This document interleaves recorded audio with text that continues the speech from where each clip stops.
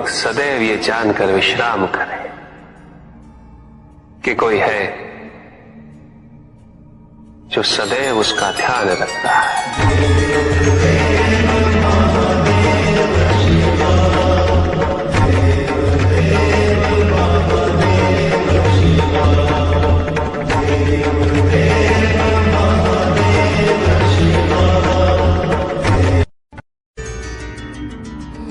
भक्त की भक्ति और उसकी श्रद्धा से प्रसन्न होगा। उसके राधे उसे दर्शन अवश्य देते, किंतु कब, किस रूप में और किस परिस्थिति में,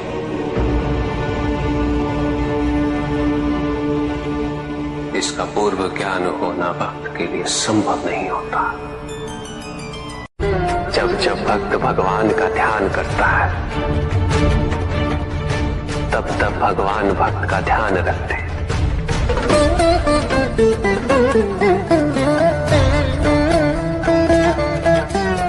किंतु जिस क्षण भक्त भगवान का ध्यान नहीं करता, तब भी भगवान भक्त का ध्यान रखते हैं। इसलिए तुम्हारा ये कथन उचित है नंदी। मैं व्यस्त हूं और मैं चिरंतन काल से लेके चिरकाल तक व्यस्त रहूंगा। प्रत्येक क्षण प्रत्येक भक्त का ध्यान रखते हैं।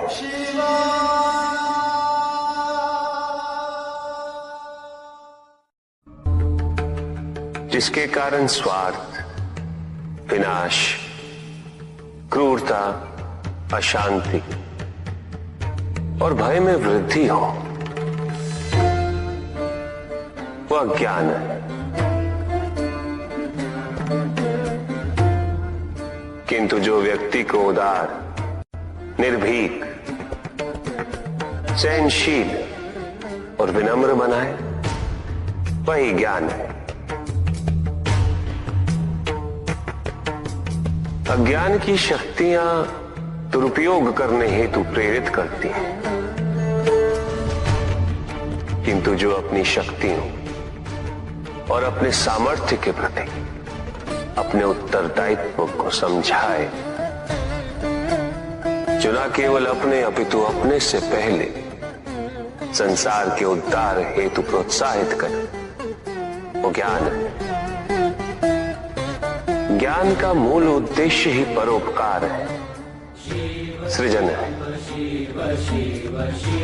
दूसरों की भावनाओं को समझना, उनका आदर करना, यही ज्ञान है।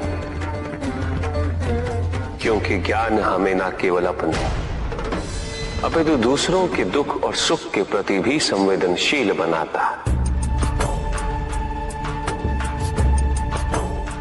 किंतु जो दूसरों की भावनाओं का अनादर करे, उसे ज्ञान की श्रेणी में कैसे रखा जा सकता है? अज्ञान के कारण व्यक्ति सांसारिकता में बंधता जाता है, मोह माया में उलझता जाता है। अज्ञान परम सत्य से दूर ले जाने का माध्यम है, किंतु ज्ञान व्यक्ति को परम सत्य की ओर ले जाता है। ज्ञान मुक्तिदायक है, मोक्ष का मार्ग है, और इस मुक्तिदायक ज्ञान का सर्वोच्च रूप है आत्मज्ञान। और यही ज्ञान की पूर्णता भी है कि व्यक्ति अपने को समर्पित कर दे, छोड़ दे अहंकार को, तो ब्रह्म की इच्छा ही पूर्ण होती है, और अभी भी वही फलित हो रही है। ऐसा नहीं है कि हम उससे भिन्न फलित करा लेंगे, लेकिन व्यक्ति भिन्न फलित कराने में लड़ेंगे, टूटेंगे, नष्ट हो। कुछ भी सुनने और समझने के लिए मन का मौन रहना आवश्यक है। किंतु मन मौन रहना नहीं जानता। वो तो निरंतर कुछ ना कुछ कहता रहता। प्रतिपल शब्दों का आक्रमण चलता रहता है मन पर, और यही आक्रमण है जिसके कारण व्यक्ति कभी भी शब्दों के परे नहीं जा पाता। जहां जीवन की सत्यता का बोध उसकी प्रतीक्षा कर रहा होता। कभी भी किसी व्यक्ति का विवेक, उसके संस्कार, निर्भीकता तथा उसके आचरण की परिपक्वता को परखना हो तो उसे शक्तियों से सुसज्जित करता हूं, पदाधिकार सौंपता हूं। परिणाम स्पष्ट हो जाएगा। प्रभु, यदि आप स्वयं यहाँ कैलाश में उपस्थित हैं, तो प्रतिदिन का संध्या काल पूजन आपके समक्ष क्यों नहीं होता है? पूजित का साक्षात सामने होना मन को भटकने नहीं देता, किंतु जो सच्चे भक्त हैं, भगवान तो उनके मन में, उनके हृदय में निवास करते हैं। जिनके हृदय में श्रद्धा है, उनके लिए पूजा करने हेतु अपने आराध्य का साक्षात सामने होना अनिवार्य नहीं।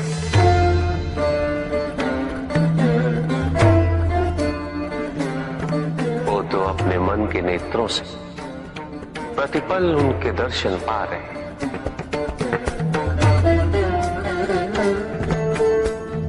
उनकी प्रत्येक अनुभूति में भगवान है।